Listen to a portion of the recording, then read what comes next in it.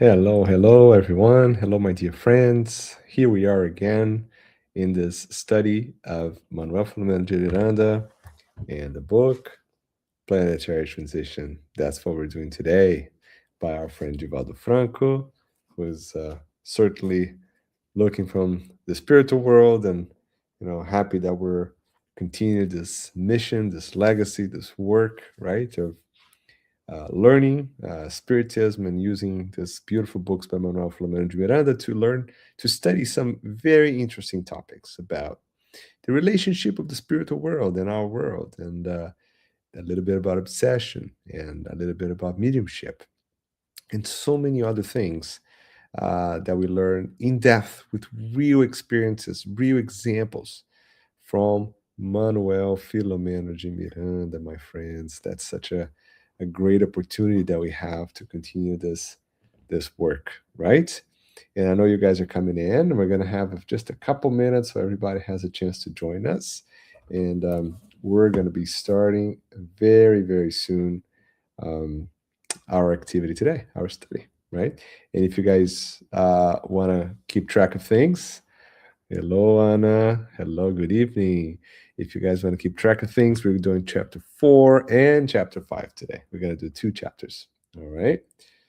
Okay. So, as we do every night, we're going to start with a short prayer, right? Asking for blessings and guidance for this study that we're doing every Monday night. Okay. So, if you guys out there connected with us, let us all close our eyes and feel this good vibrations around us. Let's feel connected to our Creator, our Father, Mother God, and our Master Jesus.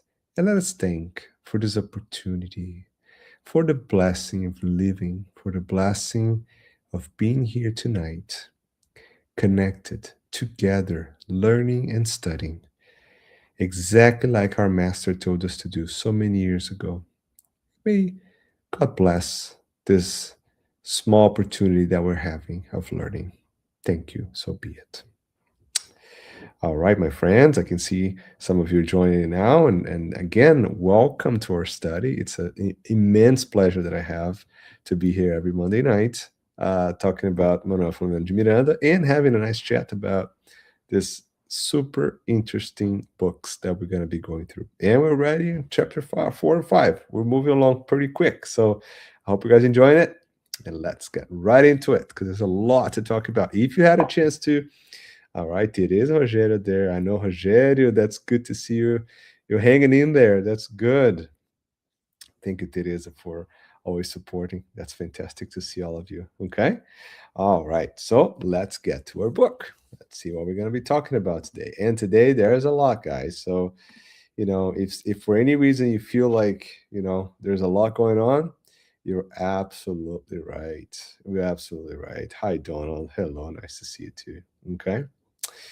Okay, guys. So remember, we've been for the last few weeks, we've been in this preparation for a big journey, right? So we have Yvonne, we have Manoel Filomeno, we have Ryan, like all the spirits are coming together to go to this mission, right? And this is the time.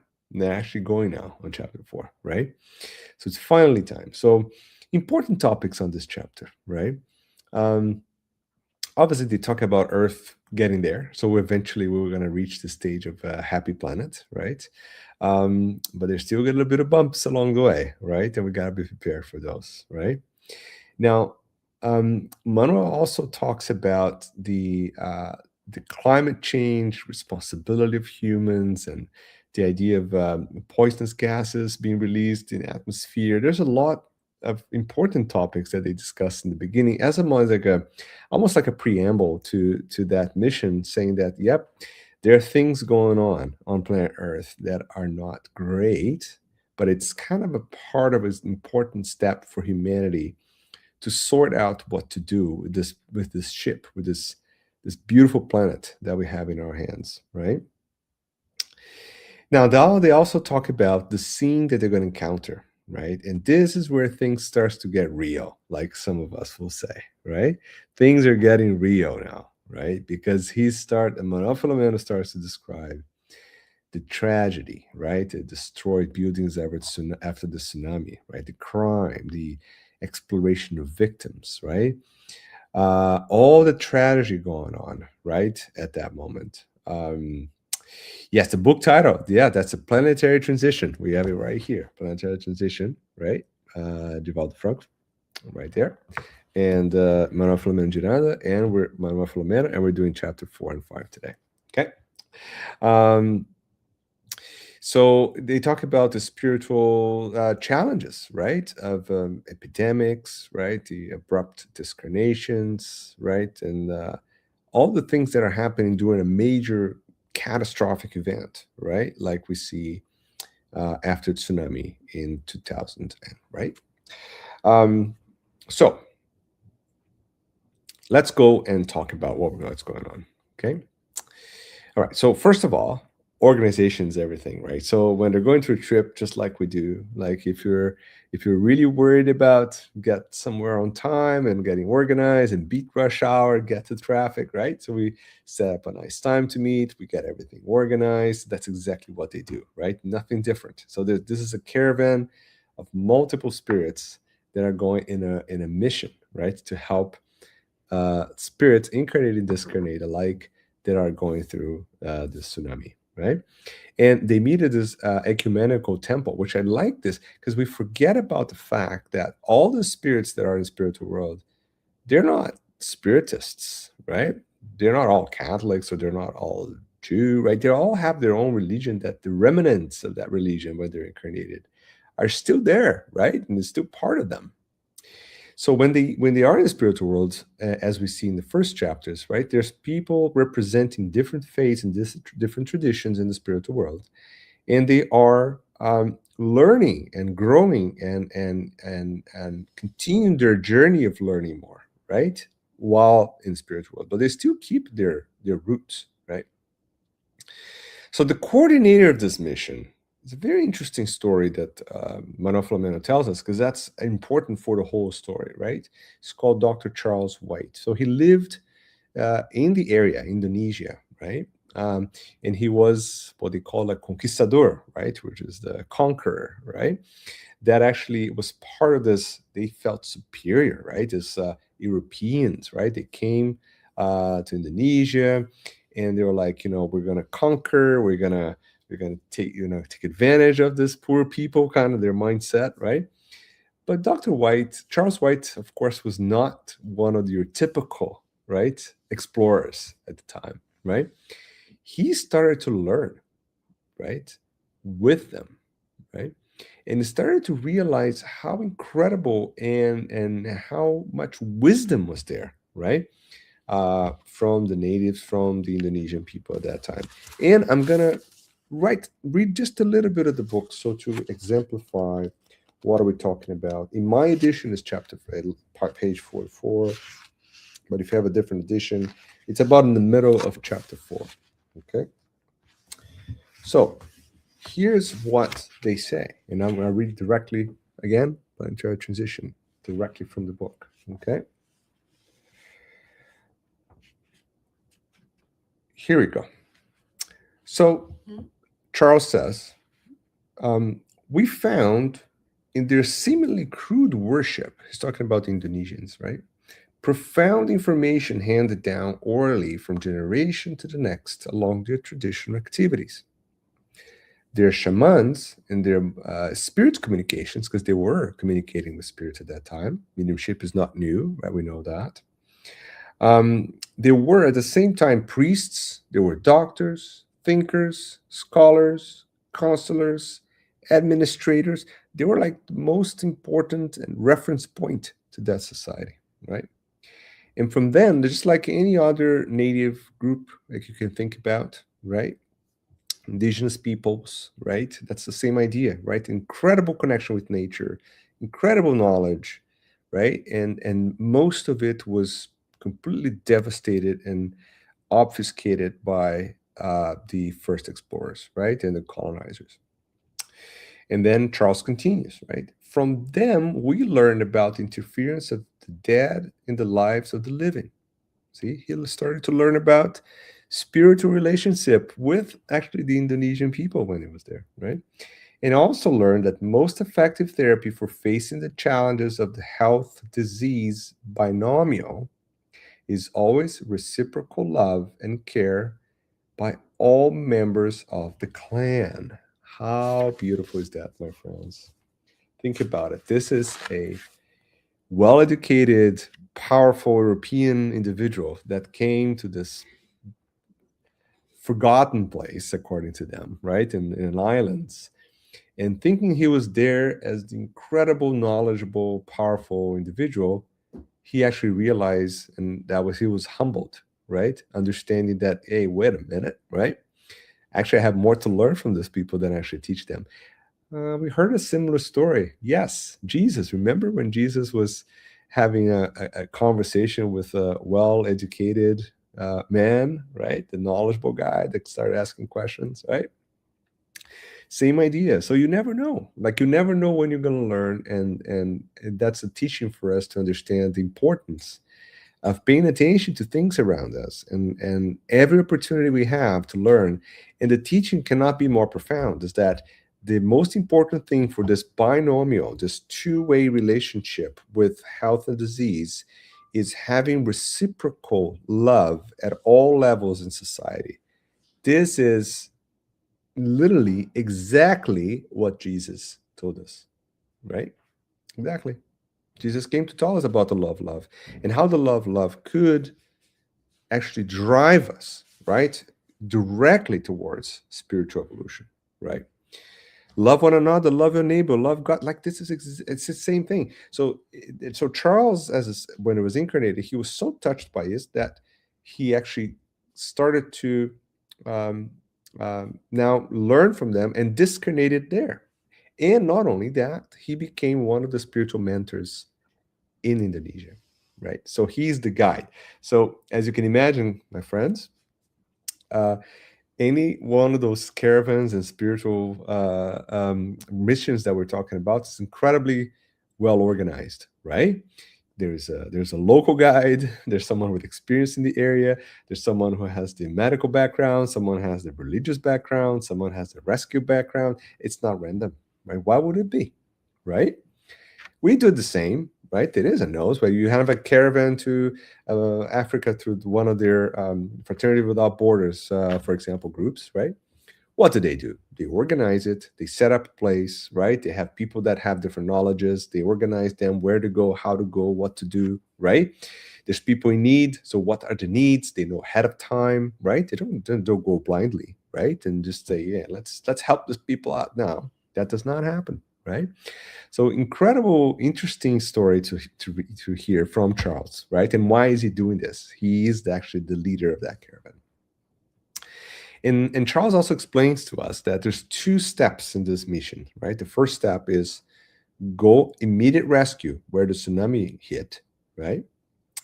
And this is December. This is early after tsunami, right? December to January.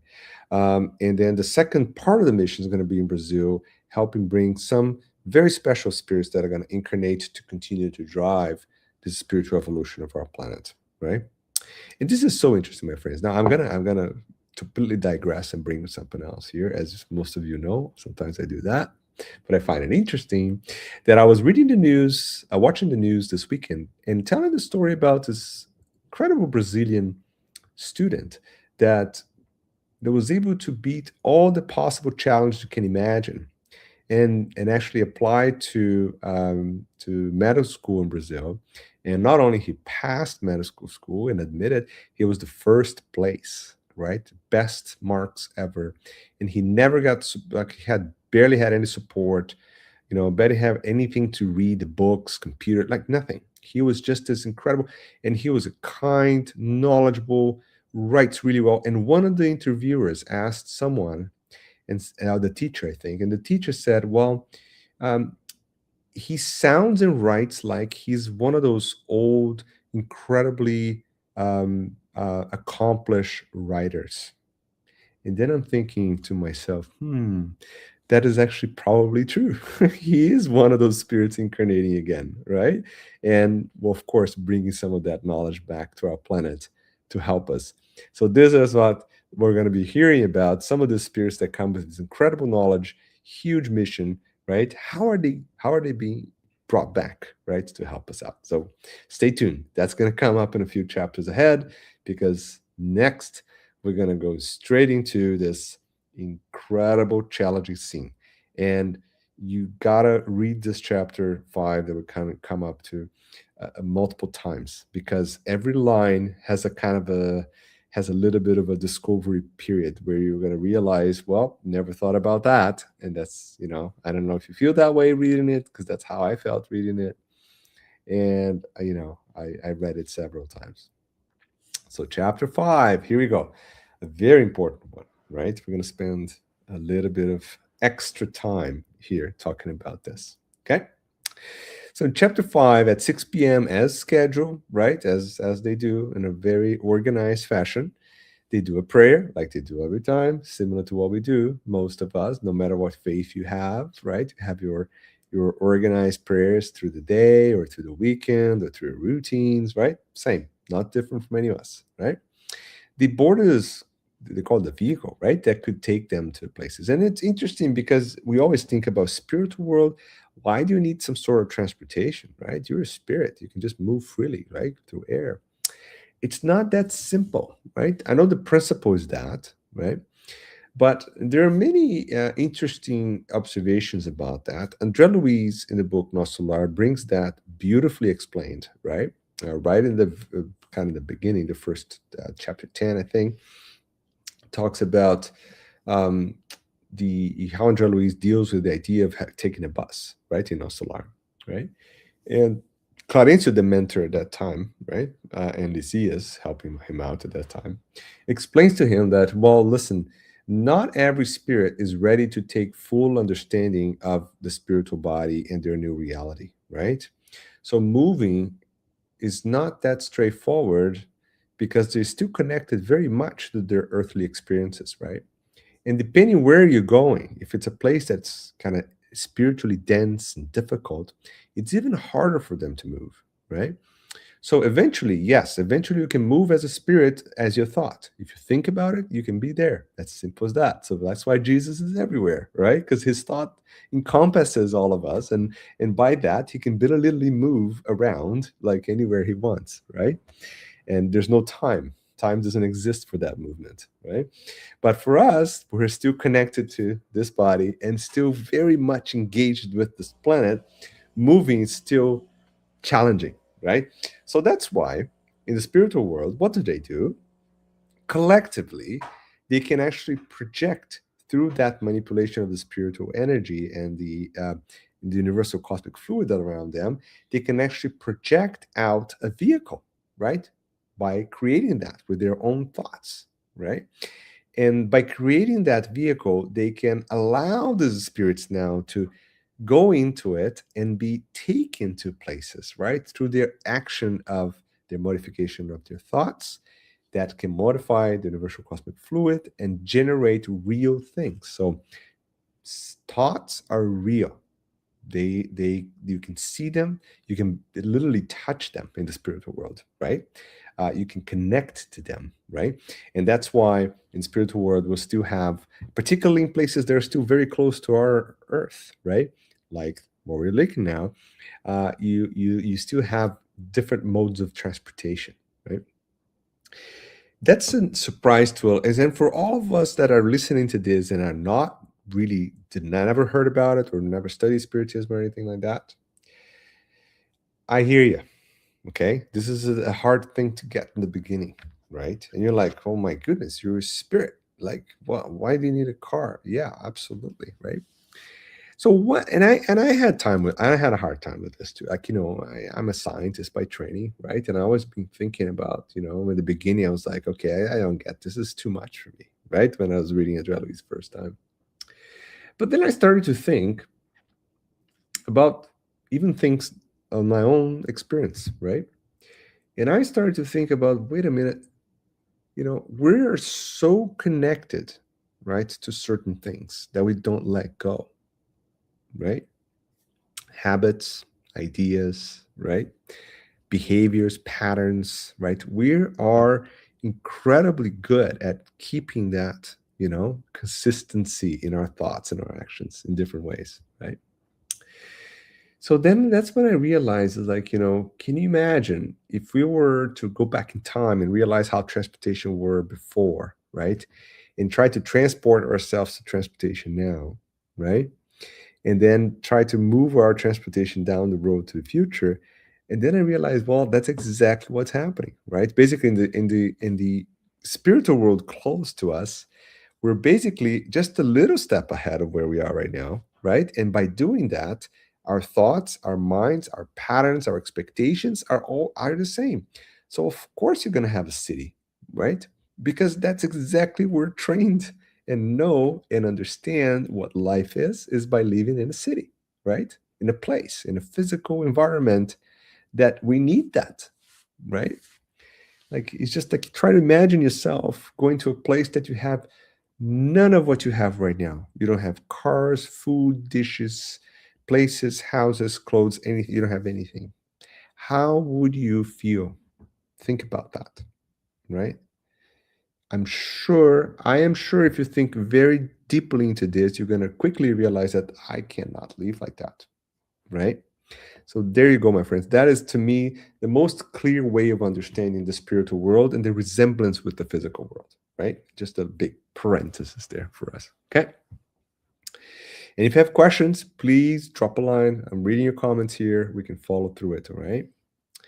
So important points. Preparation, right? So Manoel Philomeno says in the very beginning. So higher order spirits reached the area in December, right? Remember the tsunami was December, right?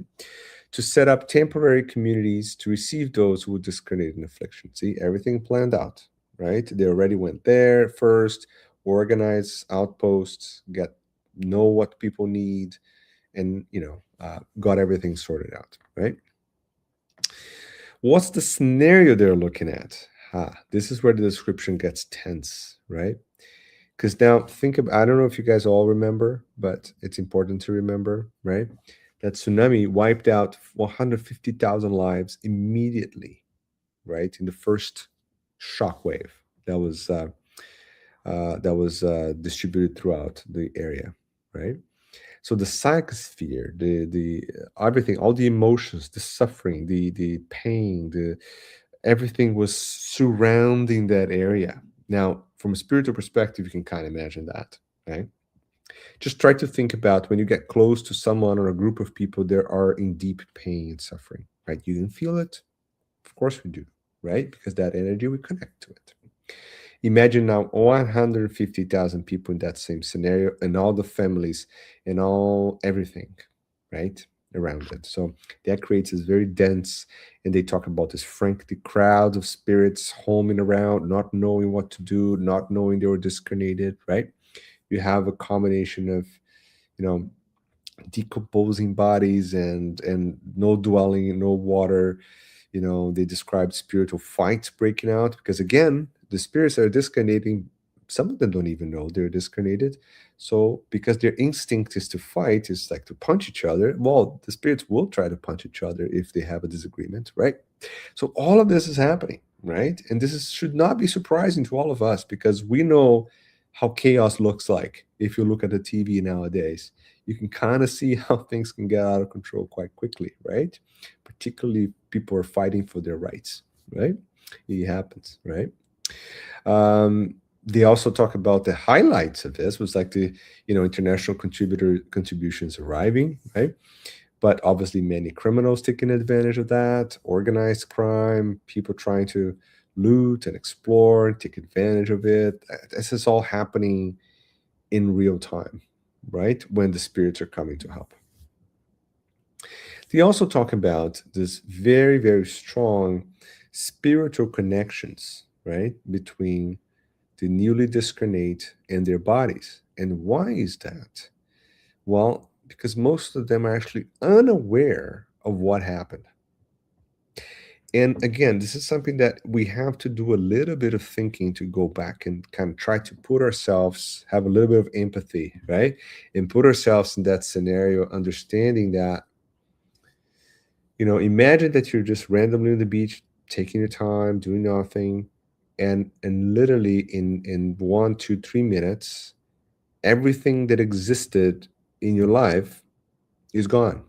Like everything, your place, your family, your friends, your house, your body, everything, right? And you wake up in the spiritual world now, and all you see is this chaotic, devastating, dark, complicated environment where we have incarnate spirits, discarnate spirits interacting constantly.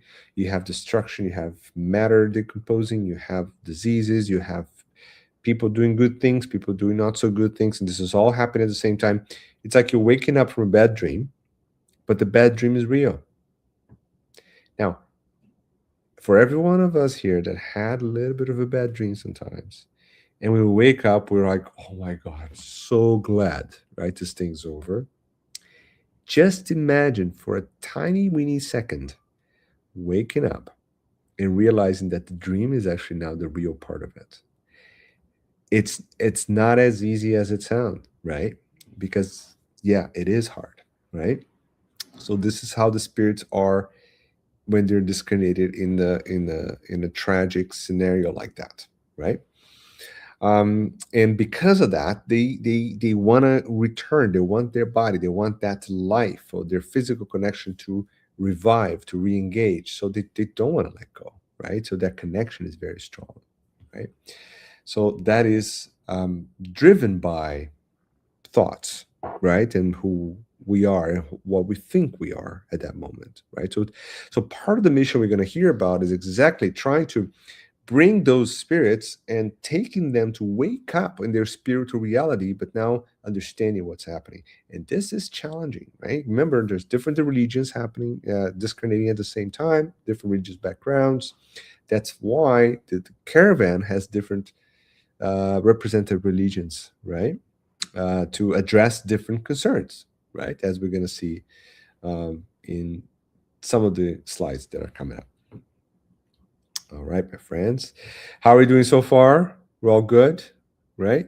We're all hanging in there in this late Monday night, right? Everybody's still awake. Right, Rogério? Rogério's still there? Okay. Let's keep going. Okay. So let's step back now because this is going to be intense, right, in chapter 5. So we need to do a quick step 5. Isabella's there. Thank you. All good. Nice to see you there. Yeah, it's nice to do a little step back because it's gonna get intense, right? So let's go back to the Spirits book, which is basically the go-to information resource for everything we're talking about today, right?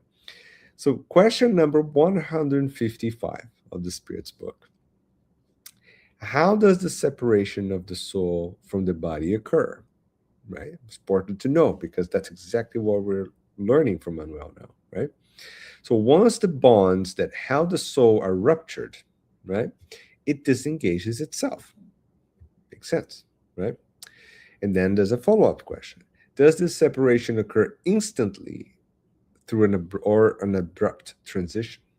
Is there a well-defined dividing line between life and death, right? The Spirit's answer, no. The soul liberates itself gradually, right? It does not escape like a captive bird that is suddenly set free. The two states touch and blend with each other. This way, the spirit disengages itself little by little from its bonds. They unravel, they do not break. That's a perfect description, right? So it unravels, like it slowly understands what's happening, why this needs to happen, and then the person starts to realize, okay, my life is as incarnate is over this time, we're going to go to my spiritual life, and then by doing that, that connection starts to fade away, right? And you really wake up in the spiritual world. But as you can tell from chapter 5, this is not what's happening if someone who goes through this tragic event sometimes, particularly if you're still way too connected, right, to that physical life. For spirits that are more, obviously, more evolved and understanding of the spiritual life, they can do that disconnection quick right? Because they're like, okay, I got it. I'm here. We're going to move on. Yeah. If you do that quick, then the disconnection is quick. And then it's as easy as that, right? But not for us, my friend. Not for all of us, right? I'm sure all of us have some sort of challenges, right? Going through that period. All right. The next question. Do all spirits experience the confusion that follows the separation um, of the soul and the body to the same degree and for the same amount of time? So, in other words, Kardec's saying, is of course when you go to the other side, it's not like super straightforward, right? They're just going to look around and say, "Hey, I'm a spirit. I'm all good. I'm free." No, of course not, right? Imagine there's a lot of things they're going to process, right, as a spirit. What's happening, why it's happening, where's everybody, what I'm doing here, what's next, like there's so many questions, right? There's a state of confusion of not knowing, like, is this me or not, is this my physical body or not, like, was like poke me, see if I'm alive, that kind of thing, right? So that happens, right? It's real, right? um and of course the spirits are going to answer no, it depends on how evolved you are, right? Those who are already purified and almost immediately self-aware because their detachment from the body is like, you know a normal thing, right? However, carnal individuals are connected to matter, right? To this body, right? With impure consciences retain the impression of matter much longer. In other words, they're still going to be connected. And if you want to have a nice reading about that, you can read the book Memoirs of a Suicide, right? So that book has an absolutely fantastic, Ivone brings to us an absolutely fantastic description of what exactly happens to that spirit who's going to a traumatic incident of taking their own lives, and how much that connection is strong to the point that they think they're living, right? Um, it's like they're housed. They're just, and you realize no, it's actually they are in a cemetery connected to their bodies still, right? But in their minds, like, this is my life. I have a house. I live here. I have a number. This is my friends.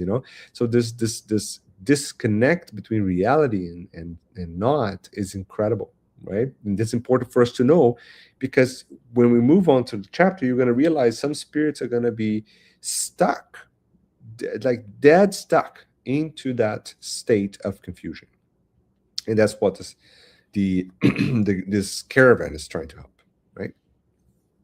All right, my friend. So a little learning from the Spirit's book here. We're going to continue on into our chapter number 5. And for those who are still hanging in there, again, I would suggest that you when you read this chapter, you kind of pay attention on the little details that are buried in there. Okay, we're going to bring some of them, but not all of them. Okay. So the first shocking scene 1. I'll call them shocking scenes, right? So in my book, it's page 52, which is the beginning of chapter 5, right? And I'm going to read straight from the book for you guys, right? So it's right in the beginning here in the book, okay? So they're now approaching the beach where everything happened, and they're seeing everything going on. And Manuel is trying his best to describe everything in details for us, right? And Manuel draws his attention to a group of spirits, almost like attacking recently discarnate spirits, almost like animals. So his guy's like, this is like looks like animals fighting over, um, like a dead body or something, right? And then um, uh, um, Dr. White's going to say, well, these are the spirits. Yeah, they're behaving like that because they're fighting over these energies from the recent discarnates, right? How is that? So I'm going to read from the book. With this attitude, the spirits, so they attack the despairing newly discarnates in an attempt to feed off their animal energies. There's this vital principle, right? The energy that they carry in the animal bodies, right? Starting the unfortunate process of vampirization. That's what they call, like vampires, like sucking blood kind of thing. But now they're sucking leftover animalized energy from that body that just died, right? Identifying those who led irresponsible lives, right? So they attack specific spirits, right? Enabling them to tune into their vibrations. So they're going to go and attack the spirits to discriminate only if, see detail, if they can actually connect to that energy. In other words, the person disconnected has to be vibrating at the same, like a radio, right? Has to be tuned in to the same vibration that they are. Otherwise, they can't really facilitate that. Okay. So enabling them to tune into their vibrations. They seek to drain them, right? Speeding up their decomposition and drawing them to regions of misery where they still subject them to abuse and mental exploitation. So it's a tough thing. So they're going to go and prey on them. They're going to attack them mentally by sending images and vibrations and thoughts that are very um, tragic and problematic and stressful, and but also by draining their vital energies from the body that's still there, hanging connected to the spirit, so they can still feel it. So it's a very challenging scene if you think about it, right? And since they are, and it continues, right? And since they're so wretched, they vie for victims like wild animals vying for the spoils of the hunt. So it's like, when animals are hunting, right? Same idea. They see the spoils of the hunt, they all got together, they kind of serve themselves in that scenario, right? Our commitment at the moment entails removing the victims from this place or the locale and trying to awake them to their spiritual reality. So that is the goal. That is the goal of the mission, right? And why is it important? Because now you can understand the problem, right? You have this place where all the spirits are going around, and there's all this vibrations, the negativity, the suffering, and everything, like everything we talked about. And now you have this spirits obsessing, attacking, right? Other spirits that are discarnating, making them suffer, like draining their energies and making things even harder, right? So all of them need help. So now the mission will come and help all of them, right? They'll help the victims, right, by taking them to a safer place that they can be rescued and assessed by spiritual friends, and also help them awake for their new spiritual reality, right? So that's the mission we're going to hear about from the next few chapters, actually. Okay.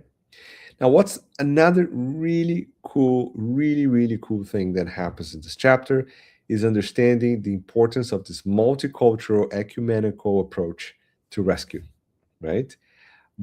I really hope we could learn, all of us collectively in this planet, the importance of that, right? I know, my friends, I know we're there. I know you guys understand this, but I think a lot of people nowadays would need this learning, right? Of like, why is it important to have different cultural backgrounds, different faiths, different experiences, different lives, and respect that and live together, right? There you go.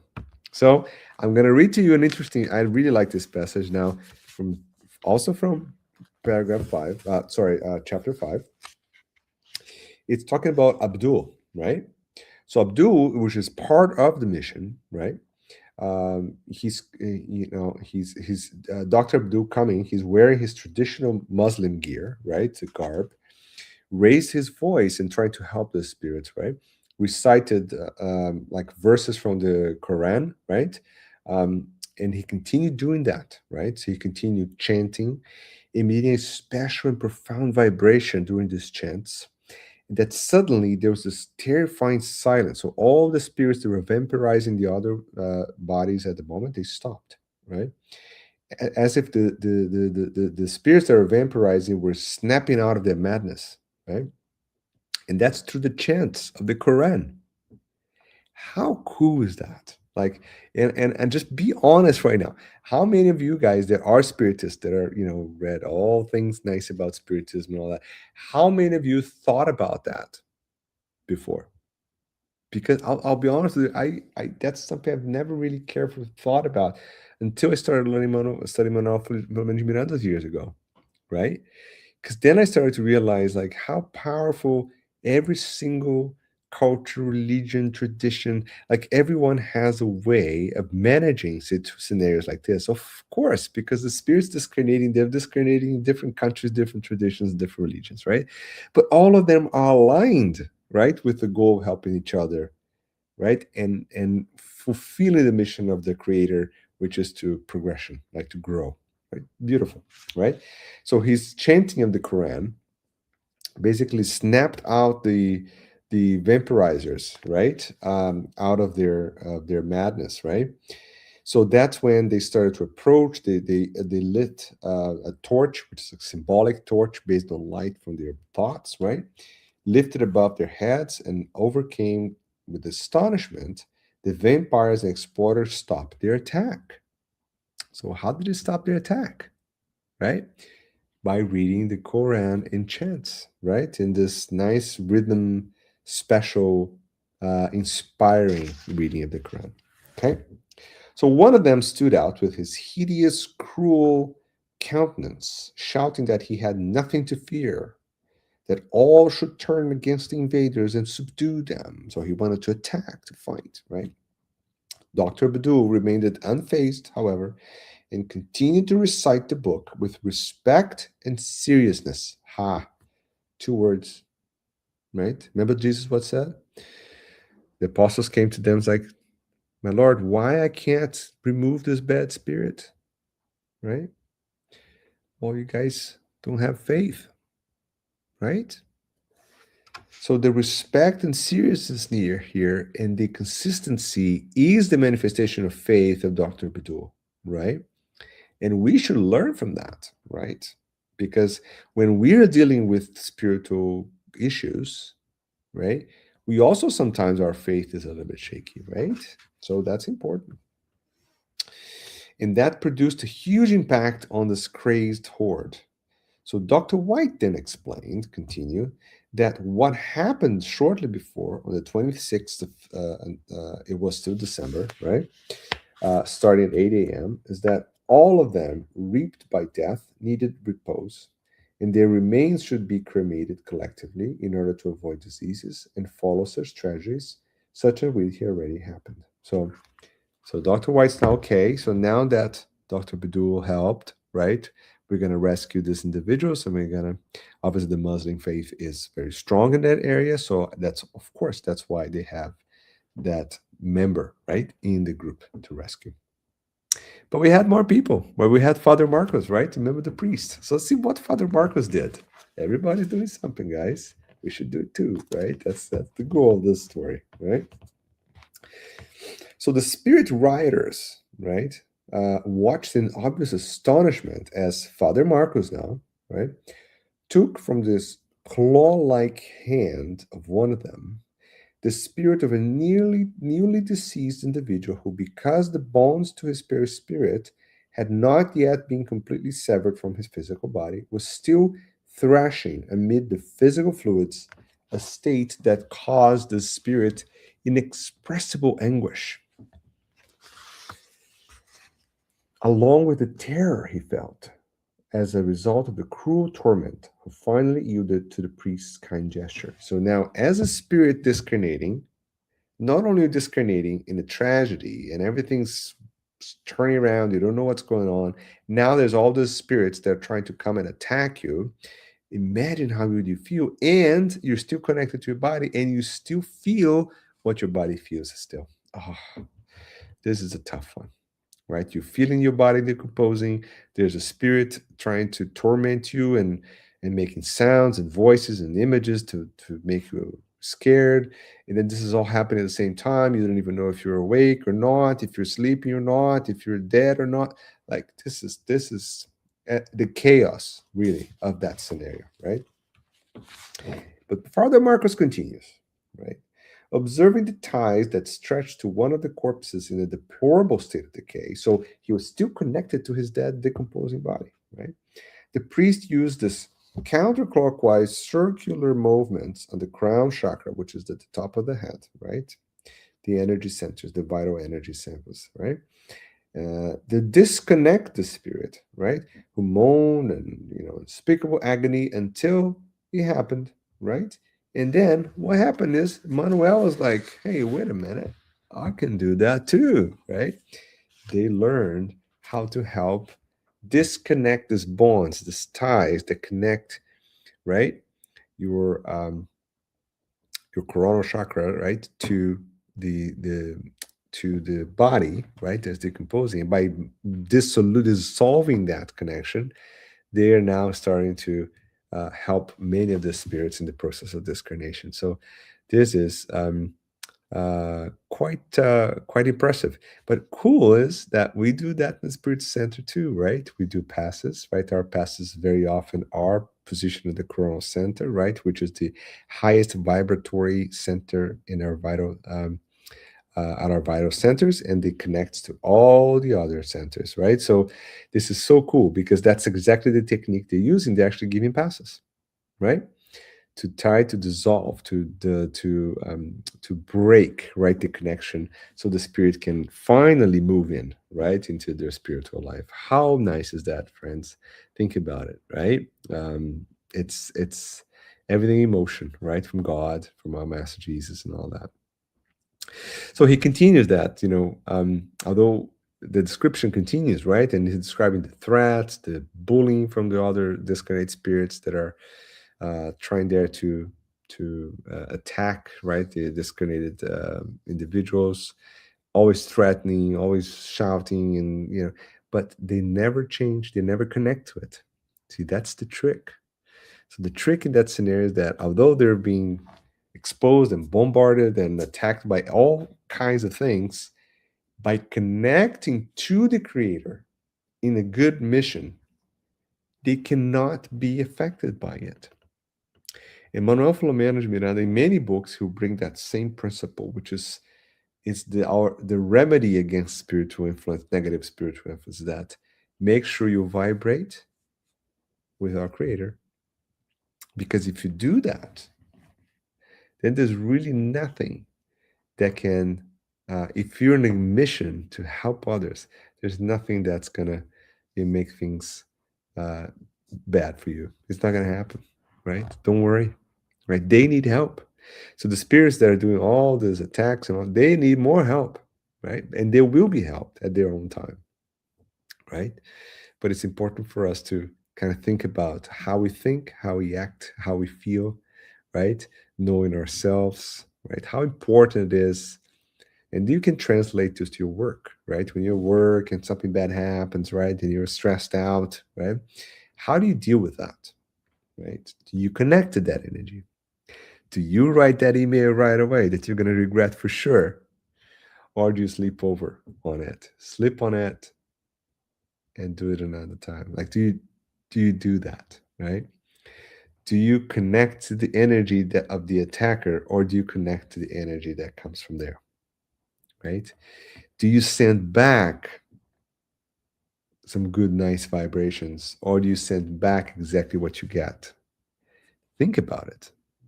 So the way Manoel Philomeno is actually into that chaos and still helping and not phased by anything, and Charles White and Abdullah and Father Marcus, because they are creating their own shields of protection by emanating the good vibrations that they're there for.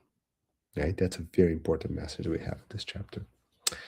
All right, my friends. So, and now we're gonna kind of going to the end of this chapter, and I'm gonna read only one story, which it's a sad story, but it's a very interesting story to illustrate what's going on. Right? It's the rescue of the woman and the baby. That's my book is chapter 55. Right? Also page 55. So Manoel Philomeno continues, right? And he says, attending to this frenzied woman holding an equally tearful and inconsolable child, I perceived that her insanity had occurred at the moment that she had tried to save herself and her little girl by going up to the top part of their house until a wave tore it apart from the foundations, smashing into pieces, and taking their lives, right? So one could see it all recorded in her mind. See, so her mind projects thoughts. The thoughts are like a movie going on and on and on in her mind. So when the spirits come to help her, what they see is exactly that scene repeating itself in her mind, right? Now, my friends, does that happen in other scenarios? Oh, yes. That one moment or one person or one thing that went wrong or said something wrong to you, whatever that is. Remember when you catch yourself thinking about it all the time? It's like almost like this interfering thought. It's like you think about it and again and again and again. Watch out, because that's exactly what happens in the spiritual world. The spirits are going to see exactly that, how stuck we get, right, into these things. Now, this is a very tragic event. We don't compare to that, right? But important to know. Okay. So she could not stop screaming for help, rightly believing she was being pursued by demonic beings who wanted to subjugate her. And that's how the vampirizing spirits were presenting themselves. That's exactly what they wanted. They wanted shock, they wanted to have control, right? Touching her forehead and emitting successive waves of love and peace. This is Manuel, right? I perceived that she was capturing my thoughts because she was open to religious faith. She was open to receiving help. That's another important topic. Okay. She could tell that I was helping both her and her daughter, and she let me take her out of the circle in which she was imprisoned, although she was still connected to her tethered body. The little one was freed from the perspiritual injunction of matter very quickly and quiet down per receiving the vibrations I sent her. Yvonne, his friend Yvonne, came to help out, and we began to focus on attention on the bonds that kept the mother attached to her useless body. Shortly after, as we managed to cut the bonds between the spirit and matter, she finally calmed down and let herself be taken a while, weeping, lamenting the fact that she had discarnated. Right? And then they had a nice conversation with her, talking about her family, the importance of the maternal importance of taking care of her babies and her family. And she finally allowed herself to be rescued from that moment. So, this is, there are, this is a challenging moment, right? There's a lot to learn, and even in any tragedy. Things that happen now in the spiritual world. We're learning about the good things, the challenging things that happen. Right. He also talked about some incarnates that are searching and removing items from the bodies, which obviously there's very significant consequences for it. Right, both in spiritual and physical. And after the rescue, the spirits were assisted. Most of them would sleep or be in an unconscious state for a while, and they were transported back to the rescue outposts, right? And that's the first step into that mission, my friends. There's a lot more to come as we continue in this beautiful journey of planetary transition by our friend Manoel Philomeno de Miranda. So now it's time for us to have a little chat. And if you guys have any questions, I can see you guys here. I have a lot of thumbs up and hearts and a lot of comments. That's very nice to have that. Thank you guys. All right. I'm gonna wait a few minutes if you guys have any questions, but this is like where we really start to get into the mission now, like to the core, right, of this book. And my friends, next week we're going to try to be doing all the 2 chapters, right? So we try to do number 6 and 7. Oh yeah, 6 and 7. I know some of you might remember what was going on with 6, 7 recently, right? That's not related to it. Okay. Thank you, Michelle. I see a big thank you there. So nice to have you. Thank you very much. So we're going to be doing chapter 6 and 7, right? And we're going to be talking about next week the work of illumination, right? And after that, we're going to see love as a divine power. How beautiful is that? Love is a divine power, right? Chapter 7. Okay, my friends, it was absolutely fantastic to have this time with you guys. I hope you guys enjoyed as much as I did. As you can tell, it's an amazing book. We're learning a lot every day. If you have a chance to read, it makes it even more cool, the discussion. So, chapter 6 and 7 for next Monday at 10. We're going to be connecting here again at the Toronto Spirit Society and Kardec Radio. And thank you so much for your time today. And may God bless our week. Thank you, guys. Have a good night.